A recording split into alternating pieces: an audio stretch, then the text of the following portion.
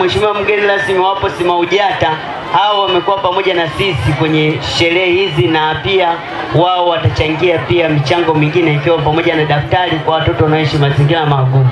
SMAUJATA kuelekea leo siku ya mtoto wa Afrika katika mkoa wa Lindi tumeweza kutoa elimu kwenye shule 8 kwenye wilaya mbalimbali, na watu waliohudhuria elimu zetu ni takribani 672. Elimu hizo zilikuwa ni namna ya kutoa elimu mbalimbali kwa jamii na kuibua matendo ya kikatili. Tunajua kwenye jamii yetu kuna watu wanafanywa vitendo vya kikatili lakini wanashindwa kuripoti kutokana na uoga na sababu zingine za kwenye jamii. Lakini tukiwa kama SMAUJATA, kazi yetu kubwa ni kuibua vitendo vya kikatili ambavyo vinatokea kwenye jamii na kuwasaidia wale watu ambao wanashindwa kujisemea kufika polisi, ustawi na maendeleo ya jamii.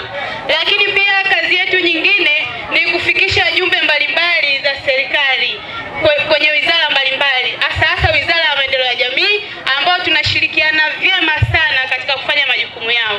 Kwa ndugu mgeni rasmi, kwa kuwa ni muda wangu ni mchache, naomba leo tukabidhi bidhaa hizi ambazo ni daftari, kuwaunga mkono watoto na kuwakumbusha kwamba elimu ni muhimu kwenye jamii na si kitu chochote.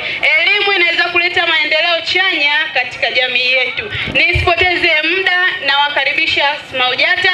Ni jumuiya iliyosajiliwa na Wizara ya Mambo ya Ndani na inafanya kazi kisheria chini ya Wizara ya Maendeleo ya Jamii, Wanawake, Jinsia na Makundi Maalum.